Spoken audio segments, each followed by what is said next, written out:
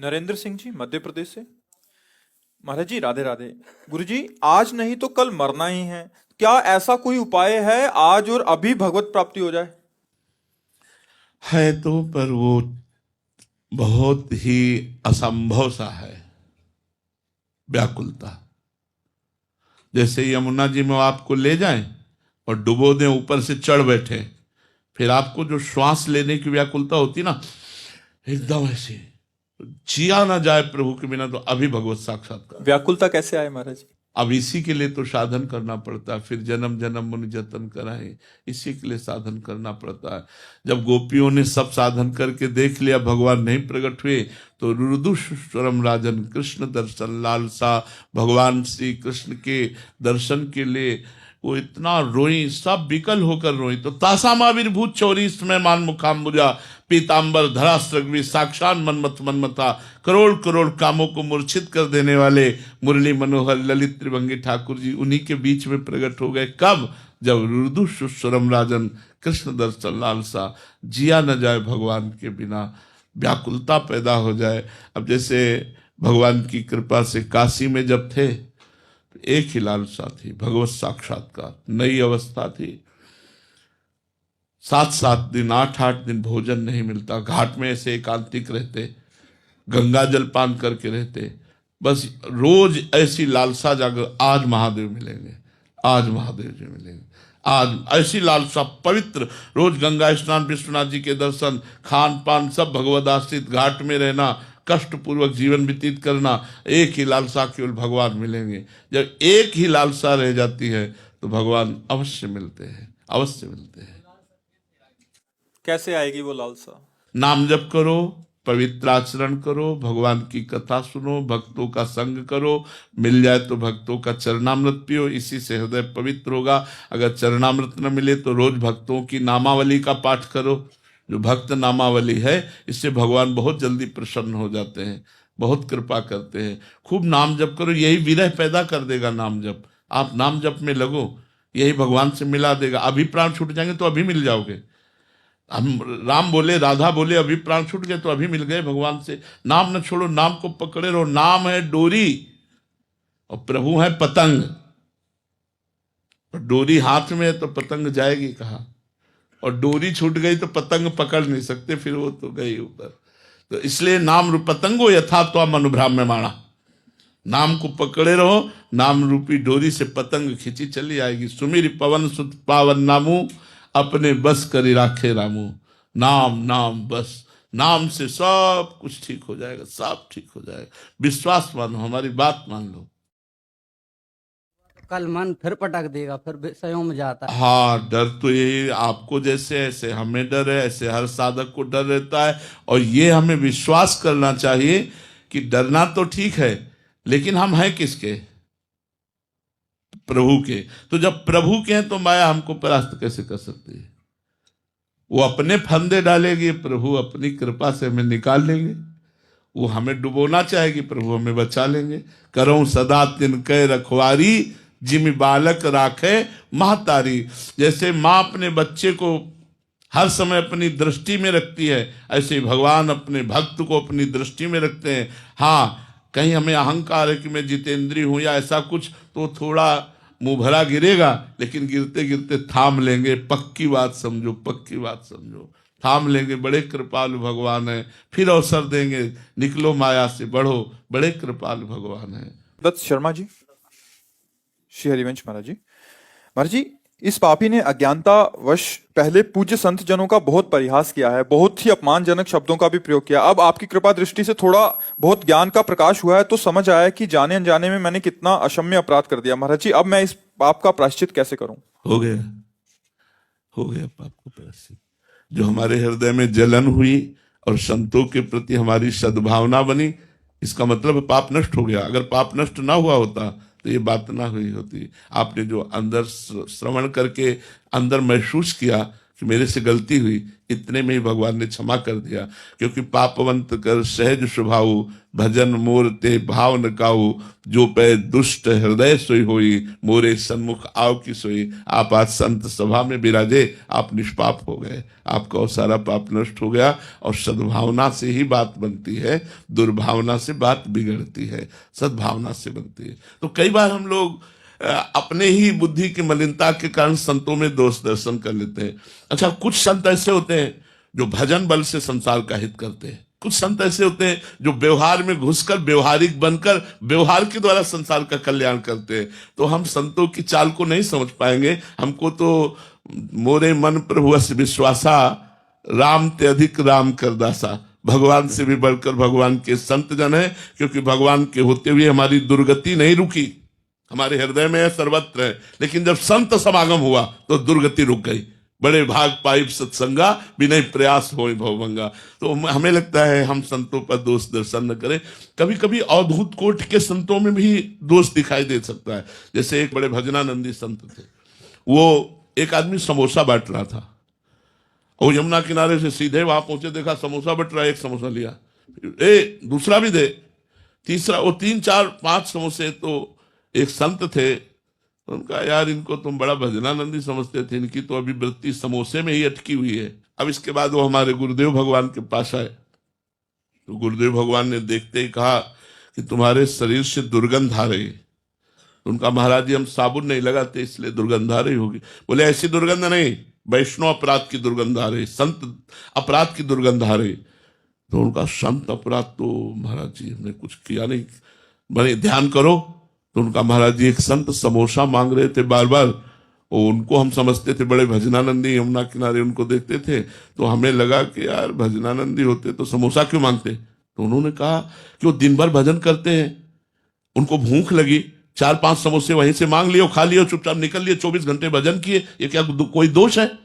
जाओ, महाराज जी ने 50 रुपए दिए और कहा जाओ समोसा खरीद के उनको दे, जाके उनके चरण पकड़ो और कहो हमसे गलती हुई। अब मान लो 24 घंटे के लिए 4 समोसे खा के गुप्त हो गए और इकट्ठे भजन, मौज है संत की। तो हम जब वर्तमान में उनकी प्रक्रिया देखते हैं तो हमें दोष दर्शन हो सकता है। दोनों प्रकार के हो सकते हैं, एक राज ऋषि हो सकते हैं, एक अवधूत कोटि के महापुरुष हो सकते हैं, जो एक पागल से दिखाई दे रहे बहुत उच्च कोटि के महापुरुष है, एक राजा महाराजा के वैभव से संपन्न बड़े उच्च कोटि के महापुरुष, दोनों हो सकते हैं। वो स्थिति अंदर की है। तो हम संतों को सबको प्रणाम करें, दोष दृष्टि किसी पे ना करें, इसी में हमारा मंगल है। पंडित हरिवल्लभा शर्मा जी, जर्मनी से।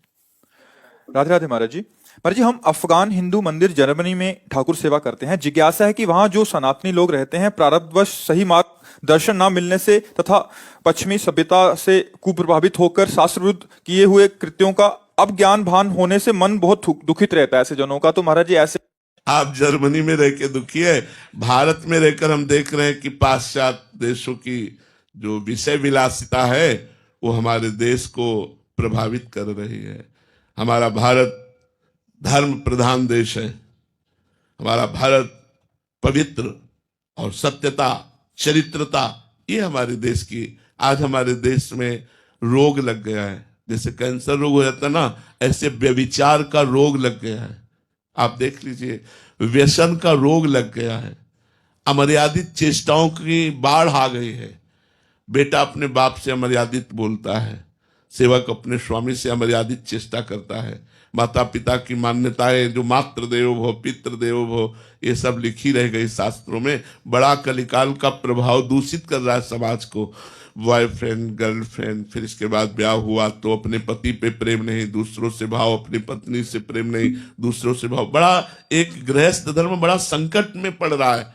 तो आप तो जर्मनी में रह रहे हैं जहां मतलब भोग विलासिता, ये हमारा तो धर्म प्रधान देश है जहां भोग विलासिता प्रबलता से बढ़ रही है, बहुत प्रबलता से बढ़ रही है।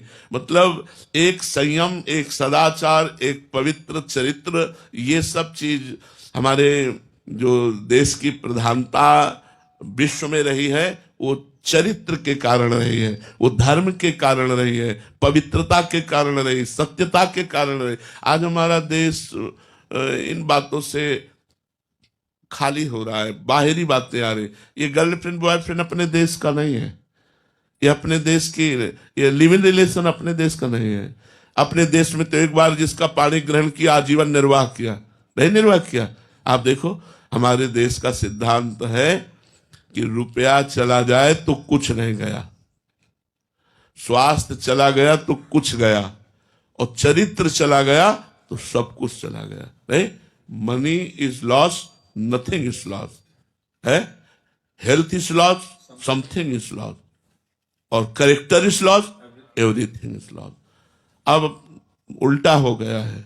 तो हमारा जो चरित्र है, हमारा जो धर्म है, जिसके लिए हम भारतवासियों ने प्राण तक दे दिए, अपने चरित्र के लिए, अपने धर्म के लिए, अपने देश के लिए, अपने राष्ट्र की सभ्यता के लिए, आज हमारी नवीन पीढ़ी उसका उपहास करती है कि ये पुराने जमाने की बातें हैं, ऐसा करती है।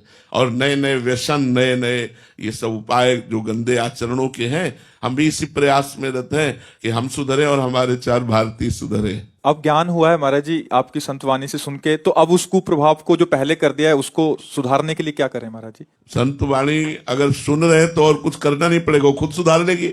संत वाणी में इतनी सामर्थ्य होती है, अगर उसे आप ध्यान पूर्वक सुनेंगे तो उसी में साधना मिल जाएगी। हम तो सबसे बड़ी बात कहते हैं नाम साधना, इससे बढ़कर कोई साधना नहीं। नाम जप करोगे इसी से मोक्ष मिल जाएगा, इसी से सारे पाप नष्ट हो जाएंगे, इसी से ऐश्वर्य भी मिल जाएगा, इसी से सब कुछ प्राप्त हो जाएगा। विश्वास कर लो, हमारी बात पर विश्वास कर लो। नाम से चाहोगे तो धन भी प्राप्त हो जाएगा, जो चाहोगे प्राप्त हो जाएगा, पर अधिक मात्रा में नाम आप जपे तब। जैसे आपका मानो 400 ग्राम पाप है और आपने 50 ग्राम नाम जप किया, तो अभी आपको समझ में नहीं आएगा, आपको लगेगा कोई लाभ नहीं मिल रहा। जब आप 400 के ऊपर जो ही पहुंचे तभी आप आनंदित हो जाएंगे, सारे पाप भस्म हुए और आप जो चाहेंगे वो आपको प्राप्त हो जाएगा, पक्का प्राप्त हो जाएगा। आप बिल्कुल समझो ऐसा संविधान बन जाएगा भगवान का कि आप समझ ही नहीं पाएंगे कहां से कैसे आ रहा है, और आप धनी हो जाएंगे। वो जब देता है ना तो कहते हैं ना छप्पर फाड़ के देता है, जब लेता है तो पाप कर्म करोगे तो सुख सुविधाओं का अपहरण कर लेगा, और धर्म से चलोगे तो थोड़े दिन भले सही लेकिन आगे आपको बहुत सुख सुविधाएं मिलेंगी। तो आज हमें लगता है हमें सुधरने की जरूरत है, हमें धर्म शास्त्रों की आज्ञा के अनुसार चलना चाहिए, पवित्र आचरण करना चाहिए। किसी भी देश में रहे, अगर उद्देश्य हमारा ठीक है तो हमें कोई भ्रष्ट नहीं कर सकता। जो रही उत्तम प्रकृति का कर सकत कुसंग, चंदन विष व्यापत नहीं लपटे रहत भुजंग। चाहे जिस देश में रहे, हम राम राम जपे, राधा राधा जपे, कृष्ण कृष्ण जपे, पवित्र आचरण करें, मांस न खाएं, शराब न पिए, हमारा कौन बिगाड़ लेगा? कुछ नहीं बिगड़ेगा। ये हमारा भगवान का परम पावन धाम है, और ऐसे ही हमारे भगवान के और भी परम पावन धाम है। अयोध्या है, काशी है, हरिद्वार है, ऋषिकेश है। इन क्षेत्रों में तो कम से कम मदिरा और मांस का प्रवेश नहीं होना चाहिए। ये परम पावन तीर्थ, जगत वंदनीय तीर्थ। अब जब ये सुविधा हो गई है तो फिर जो व्यसन करते हैं वो लोग गंदे आचरणों में उतर जाते हैं। अब आप बताओ, वृंदावन शराब पीकर आप रहोगे तो आपकी हालत क्या होगी? ये परम पावन परम उपजाऊ भूमि है, यहाँ 1 रुपया दान करोगे तो लाखों रुपया के बराबर होता है। 1 माला जाप करोगे तो लाखों माला के बराबर, और 1 पाप करोगे तो लाखों पापों के बराबर होगा। आप सोचो, शराब पी करके यहाँ गंदे आचरण करो धाम में आकर, तो आप दुनिया का पाप तो यहाँ धो गया। दुनिया में पाप किया तो धाम आए, बिहारी जी के दर्शन किए, राधा वल्लभ जी के दर्शन किए, रज चरण रज लगी वृंदावन की, यमुना जी का आचमन किया, आप निष्पाप हो गए। लेकिन यहां पाप बनेगा तो कहां जाओगे? कहां जाओगे? धाम का पाप वज्र का लीक। तो इसलिए हम कहते हैं कि बहुत सावधानी की जरूरत है। इस समय वातावरण हमको सहयोग नहीं देगा भक्ति का। अगर आप समझे, कई ऐसे भगत हैं परिवार में, वो भक्ति करना चाहते हैं लेकिन उनके बड़े बुजुर्ग शराब पीते, मांस खाते हैं।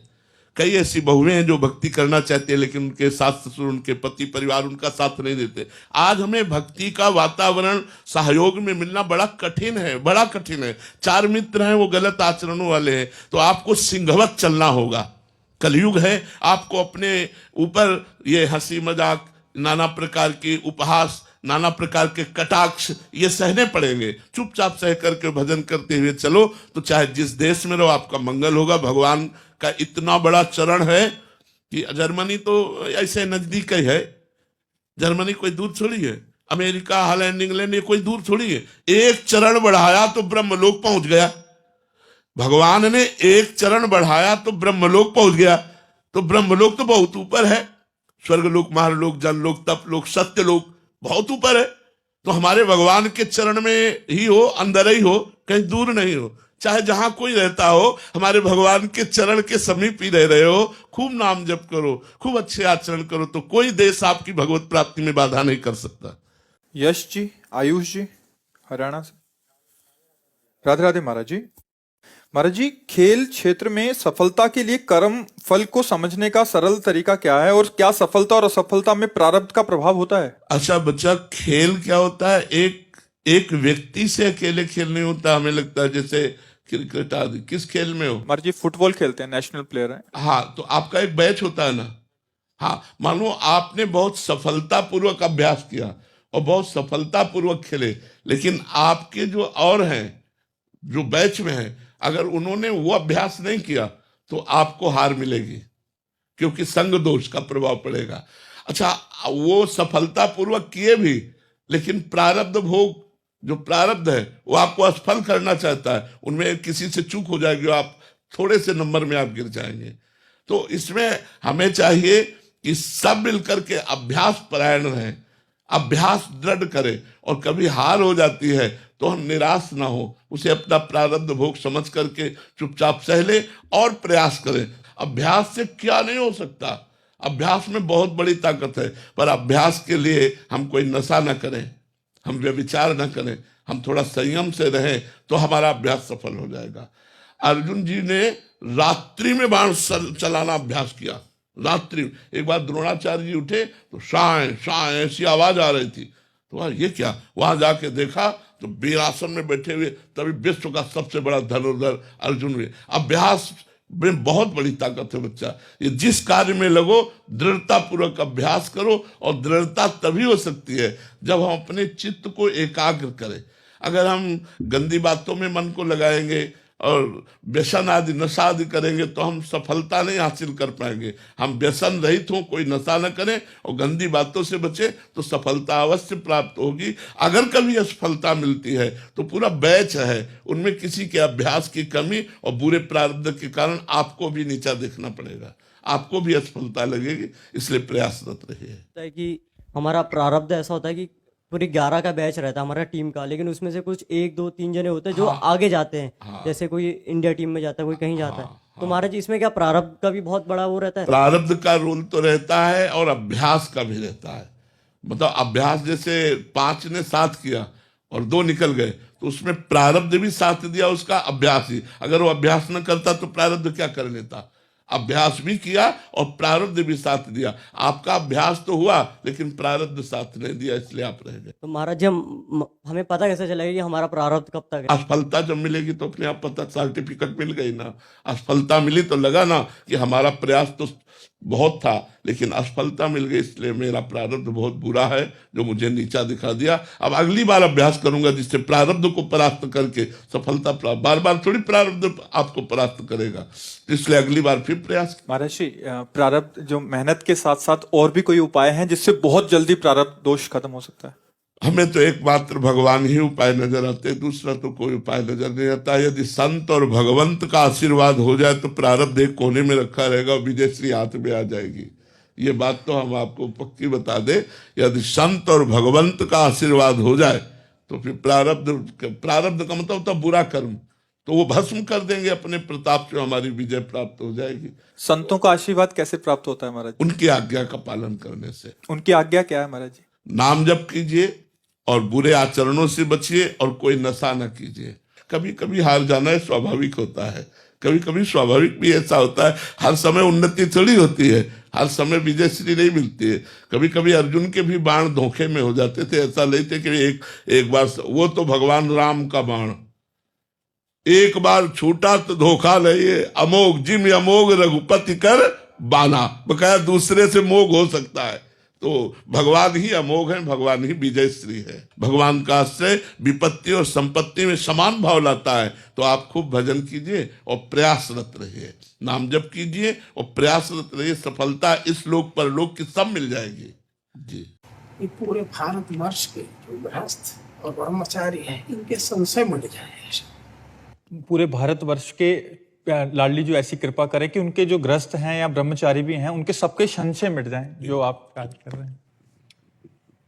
प्रयास आप संतों की कृपा से यही है कि हमारे सब समाज अध्यात्म से जुड़े, व्यभिचार और व्यसन से बिलग रहे।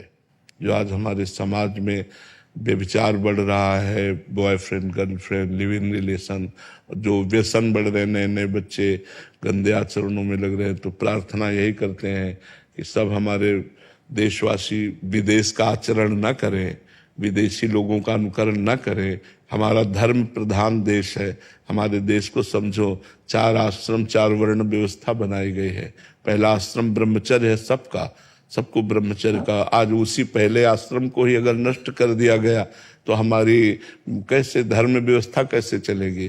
धर्म व्यवस्था का पहला आश्रम ब्रह्मचर्य, पहले आश्रम में ही व्यभिचार प्रवेश कर गया तो फिर कैसे चलेगा? इसलिए आप संतों की कृपा से लाडली जी के द्वारा ये ऐसा हो रहा है कि कुछ लोग बदल भी रहे हैं, सुन सुन करके लोग बदल भी रहे हैं। तो बदलेंगे, उनकी सीमाएं हैं, बदलने तक की सीमाएं। वैसे संत तो असीमित है, उसकी बदलने की सीमा है जी, लेकिन सर्वेश्वर के लिए तो बदलने के लिए असीमित है।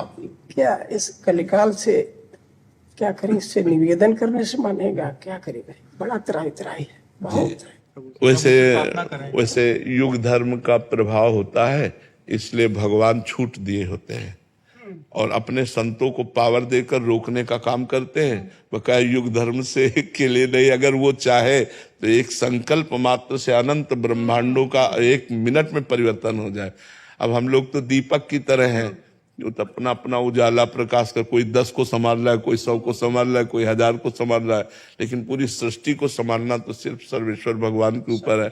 पर युग धर्म के अनुसार वो भी छूट देते हैं, क्योंकि शास्त्रों में लिखा हुआ है, जैसे कलयुग का प्रभाव है तो शास्त्रों में लिखा हुआ है, तो इसीलिए उसका प्रभाव अपना पड़ेगा। पर संत जन लड़ते रहते हैं, उसके प्रभाव को दबाते रहते हैं और भगवान की जय और अध्यात्म की जय बुलवाते रहते हैं, अध्यात्म का संस्कार प्रकाशित करते रहते हैं। सबको देख के बड़ा आनंद आता है, ठीक है, लेकिन ये सब संशय रहित कैसे हो पाएंगे? ये कलिकाल में बहुत मुश्किल है। सो कलिकाल कठिन उर्गारी, पाप परायण सब नर, सब नर कल्पित करें अचारा, जाय न वरन अनीति अपार। तो क्या सर्वेश्वर की लीला है? हाँ, सर्वेश्वर की लीला ही मानी। हम लोगों के जो पुराने प्रारब्ध के भोग बाकी है वो हम भोग रहे हैं। नहीं महाराज जी, युग धर्म का भी प्रभाव है। कोई कितना भी बड़ा प्रतापी हो, युग धर्म का प्रताप उसे युद्ध करेगा, उसको परास्त करने की कोशिश करेगा। अगर वो तपस्या और भगवत शरणागत है तो फिर कोई परास्त नहीं कर सकता है। कलयुग का प्रभाव वहीं रहता है जहाँ भगवान नाम नहीं, भगवत लीला कथा नहीं, भगवान से चित्त नहीं जुड़ा, वहीं कलयुग का प्रभाव पड़ता है। नहीं तो हमारी वाणी जी में लिखा हुआ है, जो रसिकाचार्यों ने वाणी लिखी है, राधा वल्लभ भजत भज, भली भली सब होए, जिते विनायक शुभ अशुभ, विघ्न करे नहीं कोई, विघ्न करे नहीं कोई, डरे कलिकाल कष्ट भय, हरे सकल संताप, हरसि हरिनाम जपत जय। कलयुग डरता है, जहाँ भगवत नाम कीर्तन, भगवत कथा, भगवत वार्ता, भगवत चिंतन होता है, वहां कलयुग डरता है। जैसे संकलो संघो शक्ति, हम 100 साधक मिलकर नाम कीर्तन करते हैं तो हम हजारों को पवित्र कर देंगे, 1000 2000 को पवित्र कर देंगे, ऐसे चलता है। लेकिन उसका प्रभाव तो चलेगा। जैसे गर्म हवा चलती तो सबको लगती है, प्रभाव मिट नहीं सकता। नहीं, प्रभाव नहीं, कल का प्रभाव नहीं मिटाया जा सकता। नहीं, हम एक कोने से मिटाएंगे, दूसरे कोने में परास्त कर देगा। इसीलिए संत जन तो लगे ही हैं। कल जो युग प्रभाव युग धर्म है, ये भी क्या हमारे पुराने जन्मों के प्रारब्ध से हम लोगों को जन्म लेना पड़ा क्या? हाँ हाँ हाँ हाँ, बिल्कुल बिल्कुल बिल्कुल बिल्कुल, ये तुम्हारा कलयुग में जन्म होगा। बिल्कुल। तो इसके जब ये भोगना निश्चित है जी, तो ये पूरा भोगना पड़ेगा या भजन से ये नष्ट, प्रारब्ध नष्ट हो सकता है? भजन से हम इसको नष्ट कर सकते हैं, भजन मिटा सकता है। जो तप करे तुम्हारी कुमारी तो भावी मिट सके। भावी मेट सके त्रिपुरारी। जी इसके आगे एक निवेदन है, जी, हर इच्छा भावी बलवाना, हृदय विचारत शंभु सुजारा। तो हरि इच्छा का जो स्वरूप होता है वो भक्तों की इच्छा से होता है, भगवान की स्वयं की कोई इच्छा नहीं होती। भगवान की स्वयं की कोई इच्छा नहीं होती, अमना है, भक्तों की इच्छा होती है। अगर हम 10 मिल करके तो भगवान का अवतार हो सकता है। हाँ, अगर हम 10 संत मिलकर के उस चाहेंगे तो भगवान का ऐसा कृपा अवतार हो सकता है जो परिवर्तन कर सकता है। जैसे हम जहाँ सैकड़ों साधु विराजमान है, आपको कलयुग का वहां कोई प्रभाव नजर नहीं आएगा। जो झूठ है, व्यभिचार है, व्यसन है, जुआ खेलना है, परा स्त्री से व्यभिचार, ये सब उसका प्रभाव नहीं आएगा। वहां आपको सतयुग त्रेता का ही वातावरण मिलेगा। भगवान नाम कीर्तन, भगवत कथा वार्ता, कोई ध्यानस्थ है, कोई मौन है, कोई तप परायण है, तो ऐसा आनंद बरसता है। तो हम सब मिल करके एक भगवान की शक्ति से जितना बचा सकते हैं, लोगों को बचा सकते हैं, बकाया युग धर्म अपना प्रभाव करेगा। हाँ, युग धर्म। ये जो नारायण है सब, ये भक्ति करते हैं। जी तो माया जो है, या फिर रहो माँ ब्रह्मांड में माया कटु प्रचंड, सेनापति कामादि भट्ट दंभ कपट पाखंड अंदर ही बात। जी। इन पे ज्यादा चोट कर रहा है, या जो सामान्य है उन पे ज्यादा चोट कर रहा है? माया का प्रभाव महाराज जी, जैसे गर्म हवा चलेगी तो समान रूप से सबको लगती है, समान रूप से सबको लगती है, पर जिसका कोमल शरीर होता है उसे विशेष लगती है। तो ऐसे ही माया का प्रभाव तो चल रहा है समान रूप से, पर जो संतों का हृदय बड़ा कोमल होता है उस पर विशेष प्रभाव पड़ता है, उस पर विशेष प्रभाव पड़ता है। विशेष तो हाँ, क्योंकि जैसे जो गिरा हुआ है वो क्या गिरेगा, जो चल रहा है वही गिरेगा। अब इन पर अगर माया का प्रभाव पड़ेगा तो सीम की चाप शकर को उतासु बड़ रखवार रमापति जैसे। सीम की चाप, हम ताल ठोक के कहते हैं, सीम की चाप शकर को उतासु बड़ रखवार रमापति। अपने बल से नहीं, अपने स्वामी के बल से कहते हैं कि आपकी एक शक्ति माया है और एक शक्ति भक्ति है। आप माया को अधीन करके रखते हैं और भक्ति आपको अधीन करके रखती है। हम इस बल से है, इसलिए सीम की चाप शकर को उतासु बड़ रखवार रमापति जैसे। अच्छा, ये कार्य कारण, कार्य कारण जी, कार्य कारण से ऊपर कैसे पहुंचे? स्वरूप ही है कार्य कारण। हाँ, स्वरूप ही है। जो हमारा स्वरूप है वो कार्य कारण से परे है। जब तक स्वरूप बोध नहीं होता तब तक कार्य कारण में, सेवक स्वामी में ये सब भाव बने रहते हैं। जब स्वरूप बोध हो जाता है फिर द्वैत है ही नहीं, न कोई कार्य है और न कोई कारण है, वही एक है स्वरूप बोध। ये जो जीव जो यहाँ जिनके पास बिल्कुल धन नहीं है, पहुंच नहीं सकते, क्या जिनके पास बिल्कुल भी धन नहीं है, जैसे धाम आदि में पहुंच नहीं सकते जी, तो ये सब नारायण को आपके समान सामर्थ्य देके उनके पास भेजा जाए तो कैसा रहे? हाँ, पर अब समस्या ये है कि आग में झोंकना, समस्या ये है कि आग में झोंकना। ये किसी गृहस्थ के घर जब रुकेंगे तो गृहस्थ के हाव भाव और उससे ये प्रभावित हो जाएंगे। जब तक ब्रह्म बोध नहीं होता या जब तक भगवत साक्षात्कार नहीं होता तब तक हम प्रचार का मतलब अधिकार नहीं समझते। अच्छा, प्रचार का अधिकारी वही है जो स्वरूप बोध संपन्न, वही प्रचार का अधिकारी है। अभी इसके मतलब ये सब नारायण पूर्ण रूप से तैयार नहीं। अब बच्चे हैं। हाँ, तो आप वैकुंठ से ज्यादा मजबूत स्थिति में हो, इससे ज्यादा कुछ हो नहीं। ठीक है, मजबूत स्थिति में होगी। अपने को जीतना है, कुछ नहीं जीतना। कामना करनी है तो कामना को जीतने की कामना कर लोगे तो फिर जो महाराज बता रहे हैं कहीं भी सो जाओगे, सब मिट्टी है। ठीक है, ऐसी कृपा करो ये सब नारायण तैयार हो जाए। और ये आप संतों की चरण रज के प्रभाव से हो सकते हैं। हमारी सामर्थ्य तो क्या है, हम तो ला के खड़ा कर दिया, अब तैयार आप सब संतों को करना, भगवंत को करना, सामर्थ्य हो तो सर्वेश्वर वही सामर्थ्य। ऐसा निमित्त मात्र 2-3% 98-97% ये सब युग धर्म का लिए हम लोगों को कोई क्षमता नहीं। हम क्षमतावान भी है तो वही कुछ भी, लेकिन प्रभाव बना रहे हैं, धर्म बना रहे हैं, धर्म नष्ट हो रहा है, सत्य नष्ट हो रहा है। जिससे चेतना में प्रवेश करना चाहिए वो अंधकार में प्रवेश कर रहा है। हम विश्व गुरु कैसे बने? जब मेरे सब बच्चों में समान क्षमता है तभी हम किसी को कुछ बता सकते हैं। तुम विश्व के गुरु, बस आप ही कृपा करो और भगवान कृपा करे तो बस हो सकता है। आप गुरु हैं, आप पर ब्रह्म है, आपकी कृपा महत्वपूर्ण है। हम तो बस 2 रोटी मांग के खा ली। आप बहुत प्रसन्न हो, मैं बहुत, आप सब लोग ऐसे ही शंकराचार्य भगवान की तरह पूरे विश्व को आलोकित करो, यही शुभेच्छा है। तो जय हो सर्वेश्वर, जय हो विश्वनाथ, जय हो विश्वनाथ, जय हो विश्वनाथ। शुभम करो कल्याणम, ज्ञान भक्ति वैराग्य, ज्ञान भक्ति वैराग्य, सब प्रणाम। ज्ञान भक्ति। नारायण नारायण नारायण, जय